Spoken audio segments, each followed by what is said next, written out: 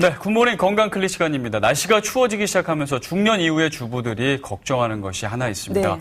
바로 무릎 관절염인데요. 이렇게 날씨가 추워지면 추워질수록 무릎이 더 아파지잖아요. 네, 사실 무릎 아픈 게 정말 고통이라고들 하세요. 그래서 관리를 잘 하셔야 된다고 하는데 시리즈로 한번 건강은 어떻게 챙기는지, 운동은 어떻게 하는지, 밥은 네. 어떻게 드시는 게 좋은지 이런 거 좀 알려드리려고 하는데요.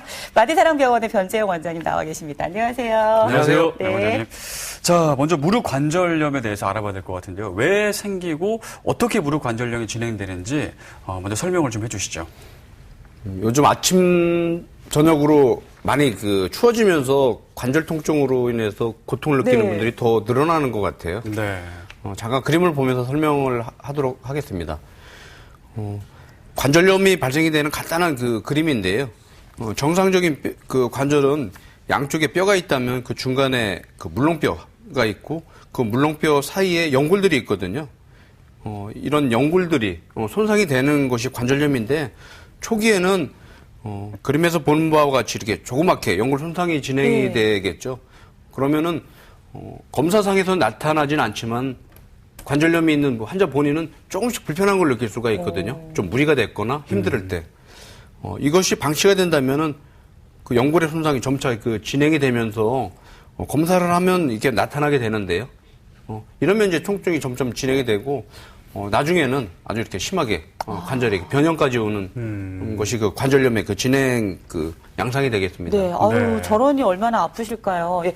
근데 어떤 분들은 나이 드셔도 괜찮으시고 어떤 분들은 또 나이 들었는데 너무 다리가 아프다고 하시는데 관절염 잘 오는 분들이 따로 있는 건가요? 첫째는 나이에는 장사가 없다고 하지 않습니까? 예. 네. 이런 관절염 자체는 퇴행성과 관련이 많거든요. 그렇기 때문에 50대 이후에 드신 분들은 일단은 나도 관절염이 올 수 있구나 이렇게 아시면 될 것 같고요. 남자보단 여자분이 훨씬 더 관절염이 생길 가능성이 많습니다. 그 이유는 여자분들이 관절이 더 약하기 때문에 그러거든요. 이외에도 가족력이 또 있는데 부모님이 관절염으로 고생을 했다면 자식들도 형제들도 관절염으로 고생할 가능성이 많고요.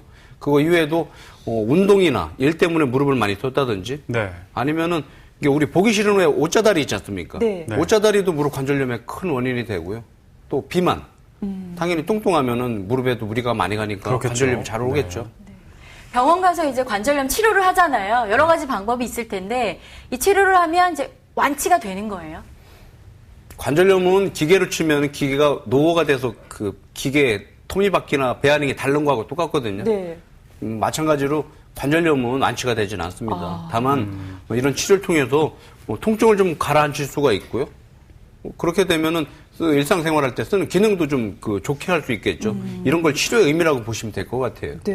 그리고 완치가 안 된다면 이제 평소에 관리가 굉장히 중요할 것 같은데요. 관절염의 관리 어떻게 하면 좋을까요?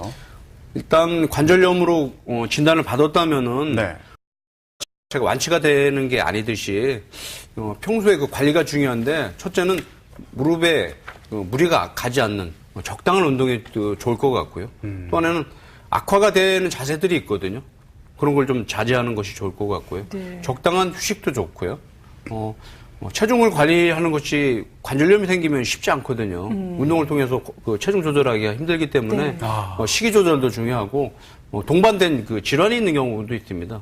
당뇨나 혈압이나 여러 가지 그런 동반된 질환도 관리하는 것이 중요할 것 같아요. 네. 정말 관리할 게 한두 가지가 아니시네요. 운동 도움된다고 하셨는데요. 네, 그렇습니다. 어떤 운동을 하셔야 되는지 좀 알려주세요.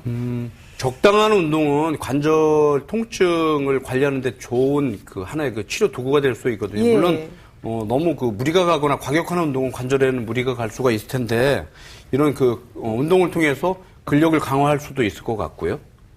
근력을 강화하다 보면은 적당한 이제 무릎의 기능이 유지가 될 수가 있고 유연성을 회복하는 것도 중요하거든요. 네. 유연성을 회복함으로 인해서 관절이 굳는 것도 막을 수가 있고 여러 가지 기능이 할 수가 있는데 이외에도 이제 숙면을 취하다 한다든지 안정을 한다든지 여러 가지 도움되는 것이 있을 수 있을 것 같아요. 이 유연성 운동 같은 경우는 저 같은 이제 일반 사람들도 하면 좋을 것 같은데 알려주세요. 어떻게 스트레칭인가요, 뭔가요? 유연성 운동이라는 것은 대표적인 게 스트레칭 운동이거든요. 네. 이런 스트레칭 운동은 근력 운동의 그 전 단계로서 좋을 것 같고요. 관절이 굳어 있는 걸 풀어주고 굳지 않게 하는 좋은 운동인데 그림을 보면서 잠깐 설명을 하도록 하겠습니다. 네. 여러 가지 그 스트레칭 운동이 있는데요. 그림에서 보시는 거는 집에서 아니면 방에서 쉽게 할 수 있는 그런 운동인데 그림을 하나하나 보면서 설명을 하도록 하겠습니다. 먼저 이렇게 바닥에 누워서 양손을 이용해서 아픈 쪽에 그 무릎을 잡고 무릎을 그 힘을 주면서 이렇게 그 당겼다 놨다 할 수가 있거든요. 같은 자세에서 할 수 있는 운동은 또 등 근육도 같이 그 병행을 할 수가 있는데 등을 이렇게 하늘 쪽을 향해서 이렇게 밀어 올렸다가 내렸다 할 수 있는 운동을 할 수도 있고요. 가슴을 들어 올렸다. 그렇죠. 내렸다, 예, 이 그림이 이렇게요? 그런 그림이 될 것 같아요. 우선 앉아서 할 수 있는 건데 양반다리 예, 그렇습니다. 고관절하고 무릎 관절을 같이 그 스트레칭을 할 수 있는데 발목을 잡고 무릎을 위아래로 이렇게 들어 올리면서 그 스트레칭 운동이 될 수 있고요. 네. 밑에 있는 그림은 고관절과 무릎을 같이 스트레칭하는 그림이 되는데 그림과 같이 달리기 자세 같은 자세를 해서 네. 무릎을 구부리고 펴면은 뒤에 있는 근육들도 그 수축이 되고 이완이 되거든요. 네. 저건 좀 힘드시겠는데. 네. 그거 이외에도 이렇게 벽을 이용해서 무릎을 그 손으로 잡고 무릎을 구부리고 피면서 스트레칭을 할 수도 있고요. 네. 옆에 있는 그림도 마찬가지입니다. 이렇게 기대서 할 수도 있고요. 저 뭐 미는 건가요? 예. 그래서 그 뒤에 다리 이렇게 밀면은 네. 그 허벅지, 땡기고. 그 종아리 뒤에 있는 근육들이 스트레칭이 될 수가 있겠죠. 벽을 미는군요. 네. 그럼 유연성 운동도 중요하지만 아까 예, 예. 또 근력 강화 운동, 이제 유연성 운동 이후에는 근력 강화 운동도 필요하다고 하셨는데 예, 예. 어떤 것들이 있을까요? 근력 강화 운동에는? 근력 강화 운동은 대표적인 것이 기구를 이용해서 하는 운동이 근력 강화 운동으로서 가장 흔한 운동들이 있거든요. 네. 간단한 뭐 모래주머니나 아니면 우리가 그 헬스클럽 가면 이렇게 간단한 기구를 밀거나 들어올리는 운동들이 있지 않습니까? 그런 운동들이 다 근력 운동이 될 수가 있는데 집에서 할 수 있는 몇 가지 운동을 좀 소개를 그림을 보면서 하도록 하겠습니다. 네.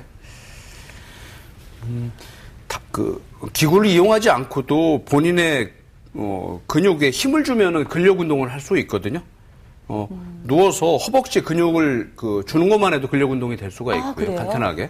힘을 주는 건가요? 예, 그렇습니다. 아니면 무릎과 무릎 사이에 지금은 이제 벽에인데 벽에가 아니어도 될 것 같아요. 네. 물건을 넣어서 물건을 이렇게 조이는 힘을 줌으로 인해서 근력 운동을 허벅지 안쪽 근육을 강화시킬 수가 있고요.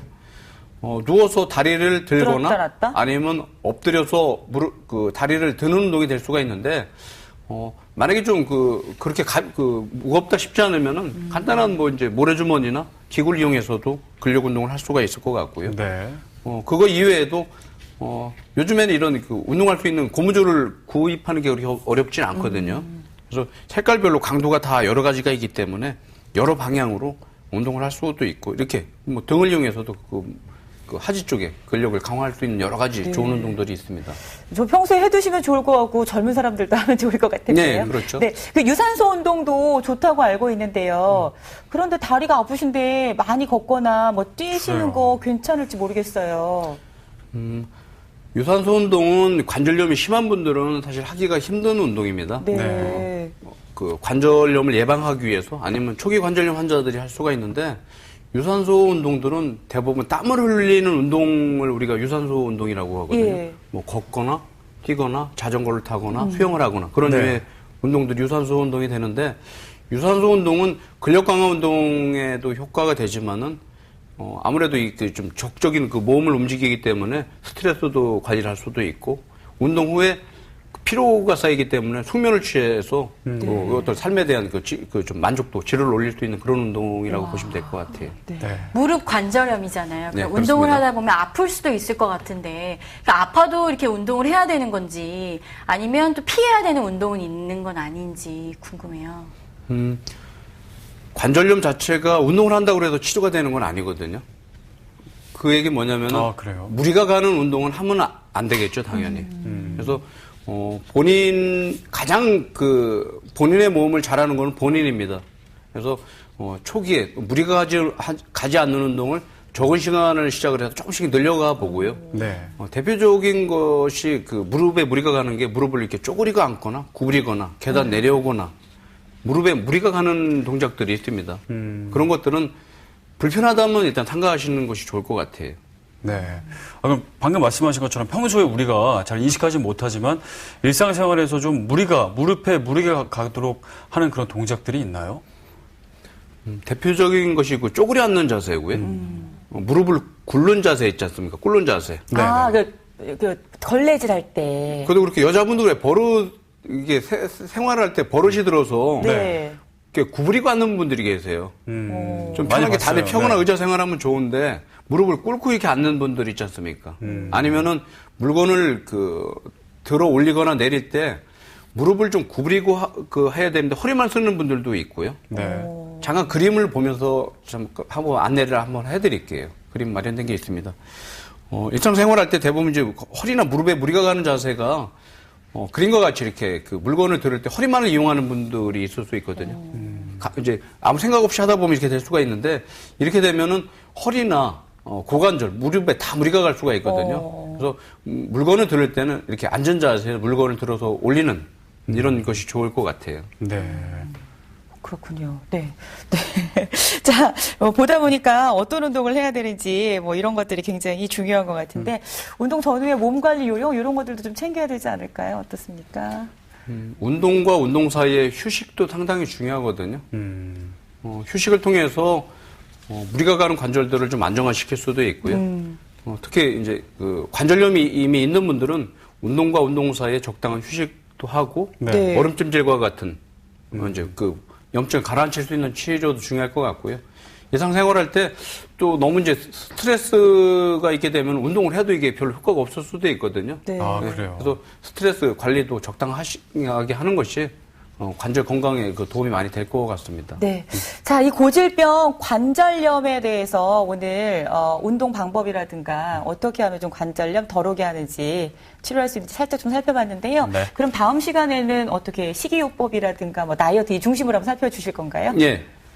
첫째 식이요법과 관련된 것을 할 생각이고요. 네. 건강식품과 관련된 것도 간단하게 소개시켜 드릴 생각이고 체중 관리도 잠깐 소개를 하겠습니다. 네. 다음 시간 또 기대해 보겠습니다. 네. 자, 마디사랑병원 변재영 원장과 함께 하셨습니다. 감사합니다. 네, 오늘 감사합니다. 최혁희 리포터 수고하셨어요. 네.